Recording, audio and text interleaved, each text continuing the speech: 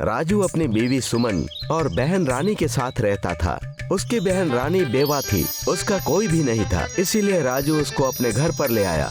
मगर सुमन को ये सब गवारा नहीं था, वो उसे बिल्कुल भी पसंद नहीं करती थी। ओहो, सुबह सुबह बेवा का मुंह देखना पड़ जाता है, पूरा दिन खराब जाता है। ना जाने क्यों अपनी बहन को यहाँ उठाकर ले आए। अरे इतनी ही मोहब्बत थी तो वहीं कोई कमरा किराए पर दे देते, बिता लेती अपनी जिंदगी। शादी होते ही अपने शौहर को खा गई, अब हमारे घर पर मूंग दल रही है। ना जाने कब पीछा छूटेगा इससे।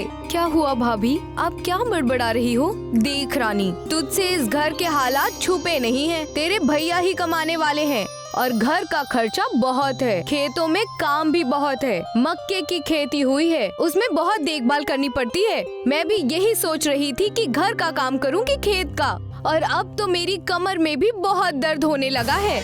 भाभी फिक्र क्यों करती हैं? मैं हूँ ना, आप आराम कीजिए, मैं खेतों में जाकर काम कर लूंगी, आप बेफिक्र हो जाइए। सुमन रानी से मोहब्बत भरी बातें करके सारा काम निकलवा लेती थी और खुद ऐश की जिंदगी जीती थी। बेवा होने की वजह से वो उसे कभी आराम नहीं करने देती थी। रानी, दीपावली पर मैं अपने लिए नई साड़ी लेकर आई हूँ, तुम्हारे लिए तो ला नहीं सकती क्योंकि तुम बेवा हो। एक काम करो, मेरी पुरानी साड़ी पहन लेना, कोई हल्की सी, फिर कोई तुमसे कुछ नहीं कहेगा। ठीक है भाभी। सुमन रानी को एक हल्के रंग की साड़ी दे देती है। जब रानी उसे खोलकर देखती है तो वो फटी हुई होती है। वो अपनी भाभी को कुछ नहीं कहती, मगर अंदर ही अंदर रोने लगती है और उसी को पहन लेती है क्योंकि उसके पास दिवाली पर पहनने के लिए कोई दूसरा कपड़ा नहीं था। वो दिन रात काम करती रहती है और अपने नसीब को कोसती रहती है। भाभी, खेतों में चलकर देखिए, मक्के की फसल कितनी अच्छी तरह से लहरा रही है। सुमन जब खेतों में जाकर देखती है तो सच में फसल बहुत अच्छी रहती है और अब सुमन के मन में लालच आ जाती है और वो सोचती है, इसने तो बहुत मेहनत की है फसल उगाने में, लेकिन इतनी अच्छी फसल को मैं रानी को नहीं दे सकती। अगर इनको पता चला तो ये सारे पैसे अपनी बहन पर लुटा देंगे। ये तो मैं होते हुए नहीं देख सकती। मुझे उनके वापस लौटने से पहले रानी का इंतजाम करना होगा। क्या हुआ भाभी? रानी, तुमने बहुत मेहनत की है इस फसल को उगाने में, लेकिन तुम इस पूरी फसल के मक्के का क्या करोगी? मैं तुम्हें रोज एक मुट्ठी मक्का दे दूंगी, तुम्हारे लिए वही काफी है। पर भाभी, मुझे पता है तुम यही कहोगी ना कि इस मक्के का मैं क्या करूंगी, तो तुम रोज उसका आटा तैयार करके रोटी बनाना।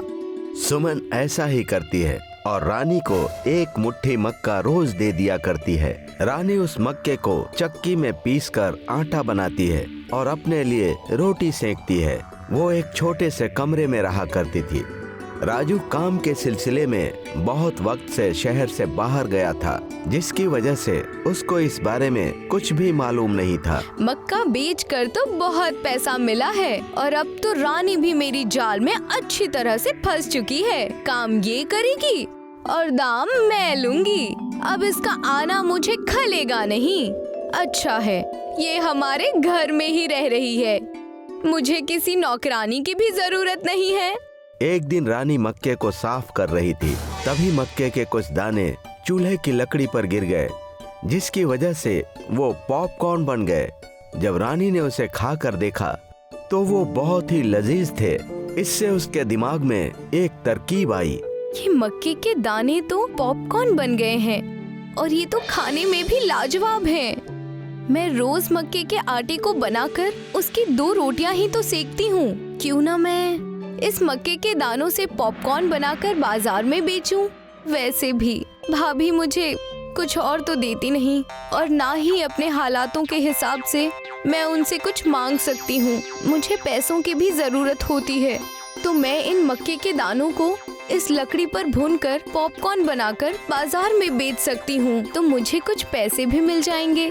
रानी ने अपनी भाभी से छुपकर मक्के के दानों को जोड़ना शुरू किया और कुछ मक्के के दाने अपनी भाभी से और मांग लिए और उसने उन मक्कों को तसले में सेक कर पॉपकॉर्न बनाया और बाजार में बेचना शुरू किया।